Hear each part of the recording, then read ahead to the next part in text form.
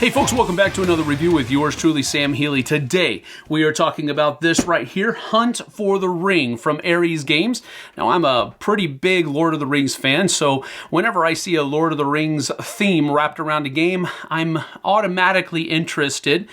This is a hidden movement game where Frodo is trying to escape the hunts of the ring wraiths, the Nazgul, and so I'm intrigued, to say the least. So let's get down to the table. I'll give you a very basic idea of how the game is. I'm going to leave a lot of minutia out because, quite frankly, there's a lot of it, and I don't want to take the time to go over every little single thing that's there. But I am hopefully going to give you a very basic idea of how the game works, and we'll come back with some final thoughts in just a few moments.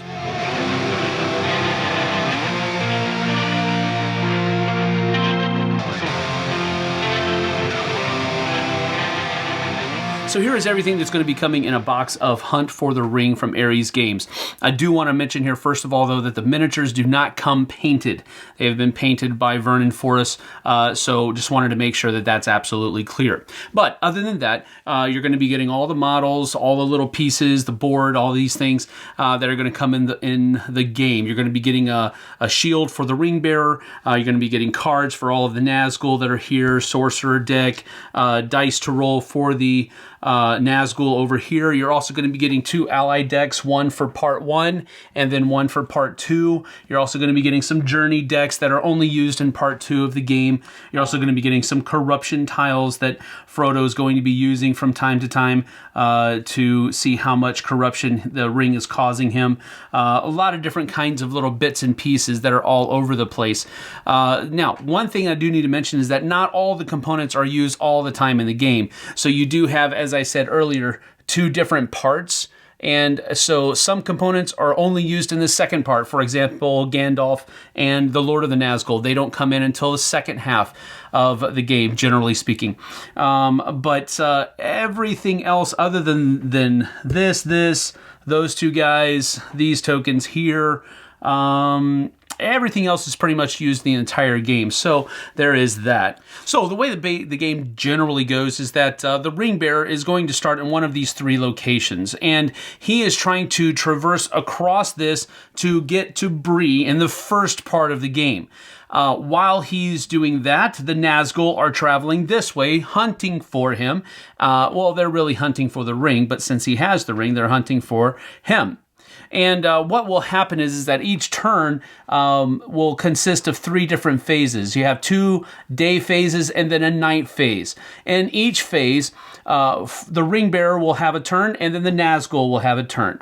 Then it goes here. Ring bearer has another turn, Nazgul have a turn, and then it goes here. Ring bearer has a turn, Nazgul have a turn, and then it recycles back to this. After that 3rd phase, or the night phase, you'll have a refresh phase where the dice are re-rolled and certain things happen. This over here is the track of movement for the ring bearer. So every time the ring bearer makes a move, he moves closer.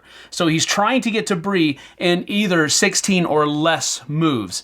If he gets to 16, he has to be rescued, and he'll take an amount of corruption that is equal to how many spaces away from Bree or one of these other 2 exit spaces he is, and then the board will flip over. But we'll get to that in just a few moments. Then once the board flips over, you will have the same basic options to go on your turn, but at this point, Frodo or the ring bearer is still trying to get over to Rivendell, so it's played in much the same fashion of the ring bearer taking a turn, the Nazgul taking a turn, and so forth and so on, but with the caveat being that there are these 2 different kinds of decks that are in the game for part 2, and this is the journey decks. In part 2, though, your route is going to be determined by one of these cards.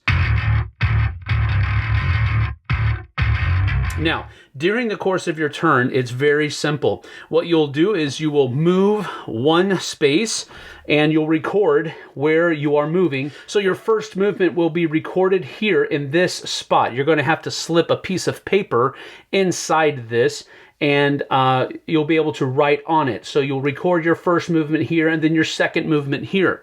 Whenever you move to a location, and locations all have numbers, you'll record the number that you moved to. If you move out into the wild, which is one of these dot locations, then you will simply make a dot inside this area, which means that you are either, for example, if you were in 30 and you moved to a dot, you could either be here or here. It just depends on what you choose to do on a future turn. So moving in the wild is very helpful for Frodo, but that's the first thing that you would do on your turn. The second thing you're able to do is to play an ally card. As you can see, they can do a number of different things. For example, take one fellowship token, or if it's not your turn, on the Nazgul's turn, you can spend a fellowship token to cancel the effects of a sorcery card.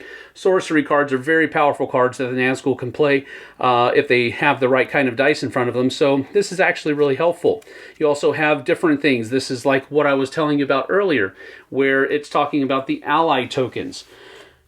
And it says very succinctly, you place one ally token in Buckleberry, number 37. So you would look on the board and place one of these tokens on that location, and then the Nazgul would not be able to move into or through that place unless they stop and take out Farmer Maggot first. But maybe you don't want to do that. Maybe you want to do this down here. It says until the end of the turn, the Nazgul cannot enter or move through locations inside Area 2C. Place one ally token in Quarry, then move any ally tokens in play. So again, these ally tokens are kind of like barriers that the Nazgul cannot move around. So using them to kind of corner off different parts of the board, maybe have a wall in place, choke points, that type of thing, that's what you want to use these ally tokens for. You can also spend one fellowship token to draw an ally card as well. As you already saw in some of these cards, though, you may be using fellowship tokens to play these cards. So there is a little bit of a currency aspect that is there. During the course of a Nazgul's turn, they're going to be able to move the Nazgul and perform one action. Now that action can be either using one of these dice, or they can do a free action, which means they simply don't spend one of their dice to perform the free action of searching if they are in one of these numbered locations looking for Frodo. Now, those information tokens that we talked about earlier on Frodo's turn, this is what they are used for. For example, the first one here that is given to them at the beginning of the game gives them the ability to use a die to move one additional step. So on a Nazgul move, they can, if they remain on a road, they can move 1, 2, 3 spaces. If their movement is split among road or path segments, they can move 2. So the green Nazgul here can either, as I just did, move 1, 2, 3, or they can move 1, 2 like that, or they could even go backwards 1, 2 like this. It just depends upon what the Nazgul as a team are trying to do, where they're trying to go, and so forth and so on. So they can use one of their dice here to move one additional step. So it could be they want to go 1, 2, and then they're going to use this die to move 3 on that road path combination there. Additionally, they can perform an action. We already talked about the free action of searching, but you can also use your die faces to perform other actions. For example, you can use a sword face to perform a hunt action where you are trying to, or you think that you are where Frodo is, or at least you are where his last known location was, and you're trying to hunt him down and force an encounter. We'll get to what an encounter is in a little bit. You can also use a ring side of the die to perform a perception.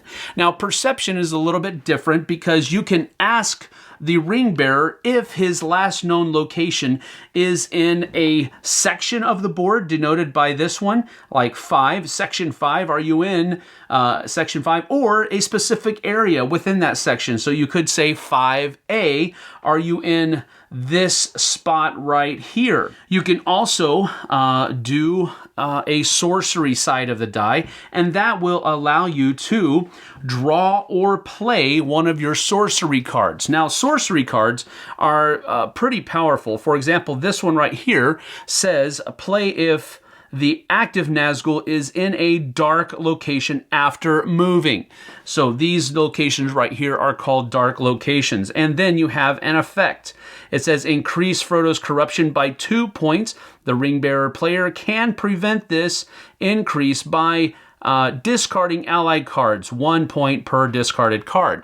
So there is a way to avoid the effect, but you're forcing Frodo to discard allied cards, which could be really useful on his turn. So these are the kinds of cards that you're going to be playing. And of course, there's an entire deck of them here. So there's a whole bunch of different things that you could be doing. But generally speaking, you have a qualifier or a situation that has to be true, and then an effect that the card has. And then finally, you have, as I mentioned earlier, the shadow side, and this can be used as a sword, ring, or sorcery. As I said before, it's basically a wild. So once the Nazgul have all performed one movement and one action, then it would be Frodo's turn again in the next step of the round. But that's generally speaking what the ring wraiths can do on their turn. Now, earlier we talked about a hunt action. So let's say that the green Nazgul is here at location 23, and he thinks that's where Frodo's last known location is. So he goes ahead and spends a sword to perform a hunt action. Now, hunt actions will basically force Frodo, if this is his last known location, to say, yes, that's where I am. And if that is the case, then an encounter takes place. Now, the encounter, it consists of 4 different phases. You draw corruption tiles. There's a possibility for you to use some of your Frodo to use some of his company cards to negate some of the effects of the encounter. And then you will receive corruption, and then there is an aftermath. So that's basically what you can do on your Nazgul turn. Once all 4 Nazgul have made their turns of moving once and doing one action, then it would go back to Frodo's turn on the next phase of the round. And that is generally how the game is played. There are, of course, a lot of nuances and a lot of minutia in the rules that I didn't go over because there is a lot of it there, but that is basically how every round is going to be played out, with Frodo taking moves, all of the Nazgul moving, Frodo taking more moves, and so forth and so on, until either the Nazgul catch Frodo, or he is overcome with corruption, or he makes it to Bree, and then finally Rivendell, having finished his quest. Now, one thing that I did want to mention before we get to my final thoughts is that there is a way for you to basically save the game after you get through part 1. And it is found in this little envelope that's right here. This is actually included in the game, where you can store basically all of the components that are there, all the different cards that all the ring wraiths and that Frodo the ring bearer has, and you can save the game that way and play part 2 later on. So that's a cool thing. They recognize the fact that playing both parts will take a good chunk of time, and people aren't able to do that all the time. So you can save part 1, or the end of part 1 rather, and play part 2 later on some other time. Now, generally speaking, I really do enjoy hidden movement games. And so when I found out that there were going to be a Lord of the Rings hidden movement game where Frodo is trying to sneak past all of the different ring wraiths that are hunting him, and he has all of this help, I was really, really interested in this game, and I really wanted to find out how it played and all of that good stuff. So I came into this with very high hopes, high expectations, and as far as the component quality is concerned, I think those expectations were met. I like these miniatures. They're all very good. I'll show you Gandalf and give you a little idea there. Just a really cool miniature, and again, these don't come painted, so I just want to make sure that's clear. The dice are what you can expect from like a War of the Ring or Battle of Five Armies or something to that effect. They're basically the same dice that are used, I believe. I could be wrong as far as the faces are concerned. The artwork is very good in throughout. I mean, the box is just really good. If you look on the back of the shield, it has that same artwork on it. Another pro for the game is that they have stuck pretty close to the lore that's behind the theme, so to speak. They haven't taken any branches or side stories or anything like that. They've stayed pretty true to the Lord of the Rings mythos, I guess you could say, and everything that's in there, all the different parts of the book, the movies, and so forth. So that's another pro that they've done justice to the theme. I'll put it that way. And then finally, as far as pros are concerned, I will say that the gameplay is fairly simple to get through, and it is not difficult at all. However, that does lead me into my first con, and that is this little booger right here. This rule book is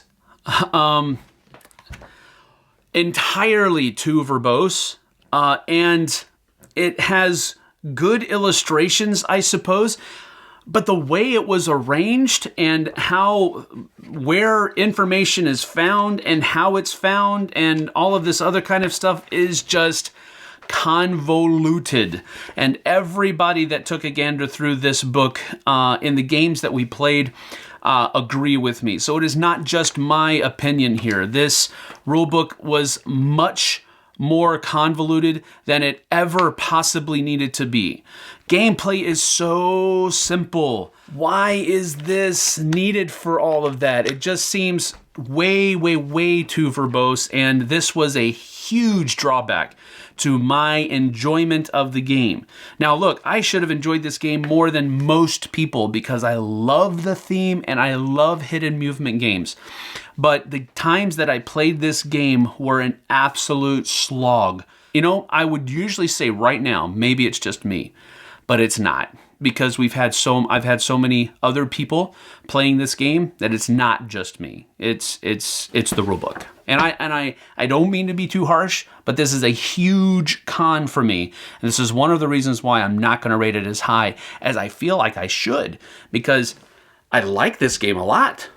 Now, another con is the time that it takes to play the game. Now, again, I did reference this little envelope, so you can stop after you've played part one, and then you can pick it up later on. But you know what? In my experience, whenever I stop a game in the middle of it, and I have every intention to go back to it,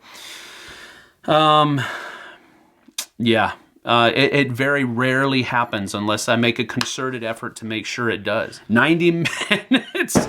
Right. Okay. Yeah, that's for part one. And then you're talking at least 90 minutes for part two, unless the ring wraiths are all really savvy and they find Frodo really quickly.